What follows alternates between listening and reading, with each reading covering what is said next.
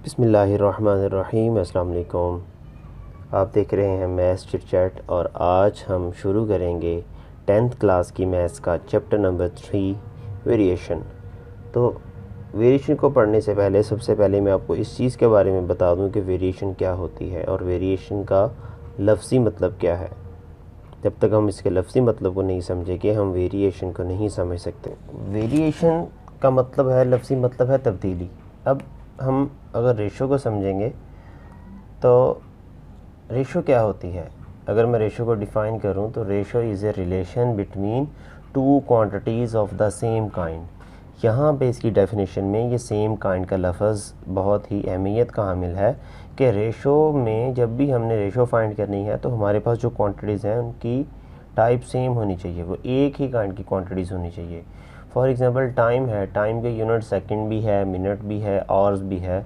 तो अगर हम दो डिफरेंट चीज़ों के टाइम्स को मेजर कर रहे हैं, उनके दरमियान रेशो फाइंड कर रहे हैं, तो अब हम उसकी रेशो फाइंड करेंगे तो अगर हम टाइम मिनट्स में ले रहे हैं तो दोनों ही हमें टाइम जो है वो मिनट्स में ही लेने पड़ेंगे। अगर हम टाइम सेकंड्स में ले रहे हैं तो हमें सेकंड्स में लेने पड़ेंगे।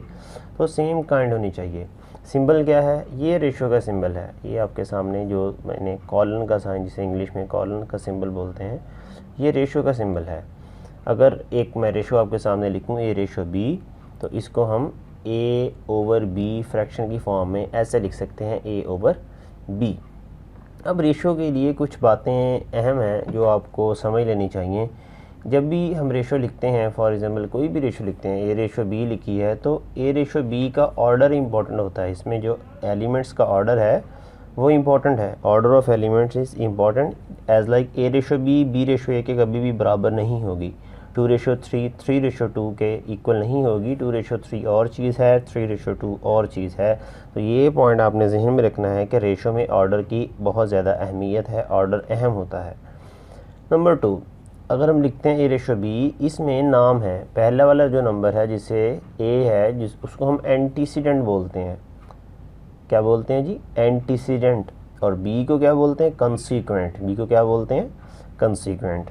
तो आपने ये याद रखना है। ये आपसे एमसीक्यूज में पूछे जा सकते हैं ये भी चीज़ के what is A called in A ratio B. तो आपको पता होना चाहिए इस चीज़ का कि A in A ratio B, A is called antecedent and B is called consequent. Number 3, ratio has no units. क्योंकि ये सेम काइंड के दरमियान रिलेशन हम शो कर रहे होते हैं, इसलिए इसका कोई यूनिट नहीं होता। जैसा कि फ़िज़िक्स के स्टूडेंट्स ये जानते हैं, एफिशिएंसी का कोई यूनिट नहीं होता। वजह क्या है उसकी कि उसका कोई यूनिट क्यों नहीं होता? क्योंकि efficiency is also a ratio between two same kind of quantities. Output over input is called efficiency. तो आउटपुट भी वही टाइप है किसी चीज़ की और इनपुट भी वही चीज़ है। ऐसे ही एफिशिएंसी का यूनिट नहीं होता और ऐसे ही रेशो का भी कोई यूनिट नहीं होता। तो जो ये तो थी रेशो। अब हम स्टडी करेंगे प्रोपोर्शन को, कि प्रोपोर्शन क्या चीज़ होती है। तो आए स्टडी करते हैं प्रोपोर्शन जी। तो प्रोपोर्शन को उर्दू में तनासब भी बोलते हैं। प्रोपोर्शन को क्या बोलते हैं? तनासब। राइटिंग थोड़ी ऐसी है लेकिन ये तनासब लिखा हुआ है। प्रोपोर्शन को उर्दू में तनासब बोलते हैं। और तनासब क्या होता है? Equivalence of two ratios. दो रेशोज़ को अगर हम उनकी इक्विवेलेंस शो करें तो इस चीज़ को हम प्रोपोर्शन बोलते हैं। दो रेशोज़ का ताल्लुक जो होता है उस चीज़ को क्या बोलते हैं? प्रोपोर्शन बोलते हैं।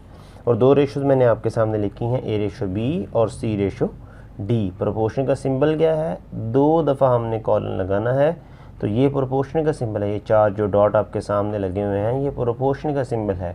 ए रेशो बी प्रोपोर्शन सी रेशो डी। अब इसमें ए और डी को हम एक्सट्रीम्स बोलते हैं, बी और सी को हम मीन्स बोलते हैं। एक्सट्रीम मतलब बिल्कुल साइड्स वाले जो नंबर हैं, बी और सी का मतलब है जो सेंटर वाले नंबर हैं, मीन। अब इस प्रोपोर्शन को जब हम ख़त्म करेंगे तो उसकी जगह हमारे पास इक्वलिटी का सिंबल आएगा। A ratio B is equal to C ratio D. और इसको हम फ्रैक्शन की फॉर्म में लिख लेते हैं, A over B is equal to C over D. तो क्रॉस मल्टीप्लाई करेंगे तो ए मल्टीप्लाई हो जाएगा डी से और सी मल्टीप्लाई हो जाएगा बी से। A D is equal to B C. यहाँ से हमारे पास एक फॉर्मूला ड्राइव हो जाएगा, product of extremes is equal to product of means. के प्रोपोर्शन के अंदर साइड वाले जो नंबर होते हैं उनको मल्टीप्लाई कर लो और सेंटर वाले जो नंबर हैं उनको मल्टीप्लाई कर लो, दोनों का आंसर इक्वल आएगा। आपके सामने मैंने एक एग्जांपल लिखी है, 60 की रेशियो है 90 के साथ और 20 की रेशियो है x के साथ। x अननोन है, हमें पता नहीं है x की वैल्यू कितनी है।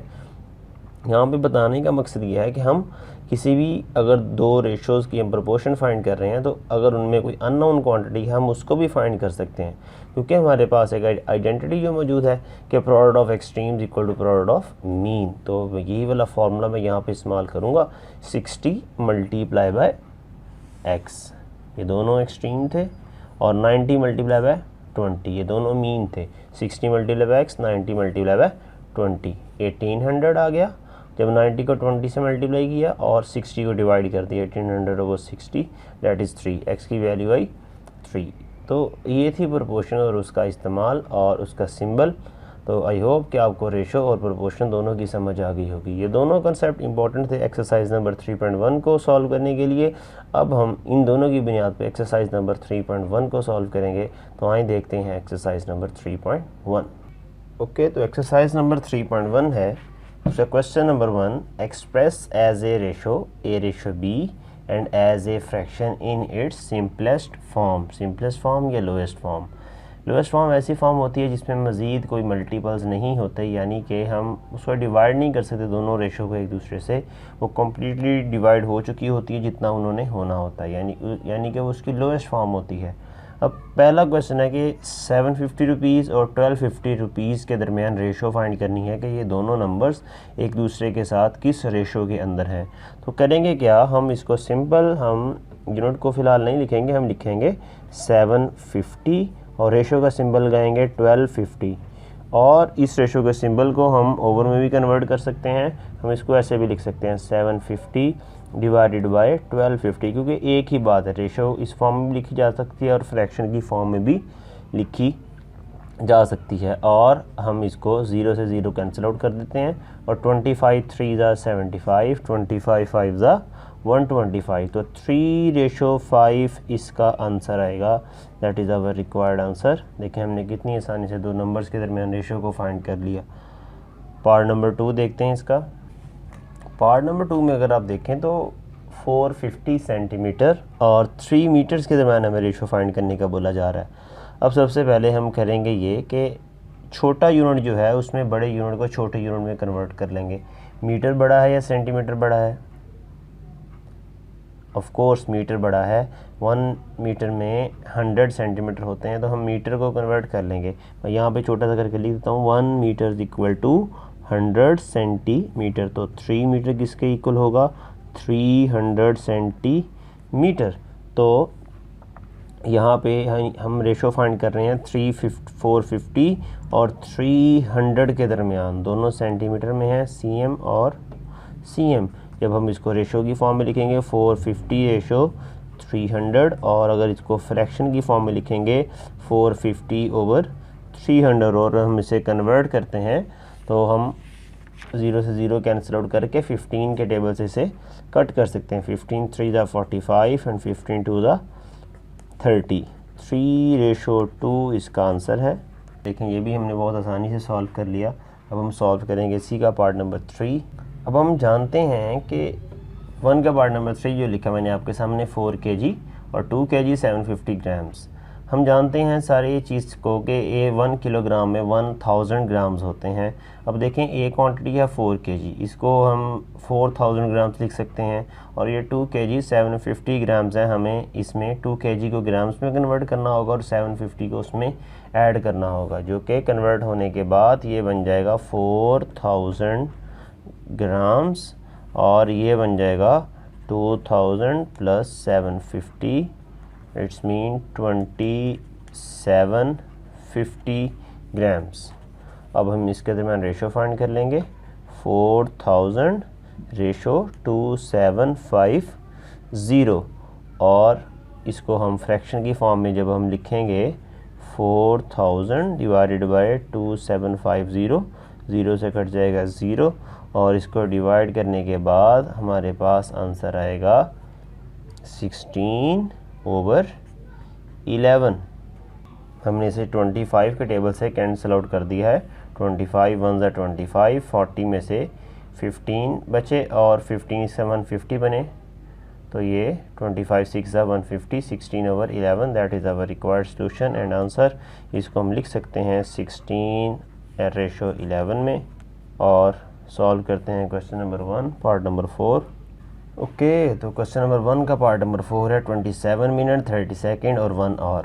आपको इस चीज़ का मैंने पहले भी जिक्र किया था कि हम देखेंगे कि एक क्वांटिटी के जो यूनिट्स हैं उनमें सबसे छोटा यूनिट कौन सा है, हम बड़े यूनिट को छोटे यूनिट में कन्वर्ट करेंगे। अब हम 1 आवर को सेकंड्स में कन्वर्ट करेंगे और इसको भी टोटल सेकंड्स में कन्वर्ट कर लेंगे।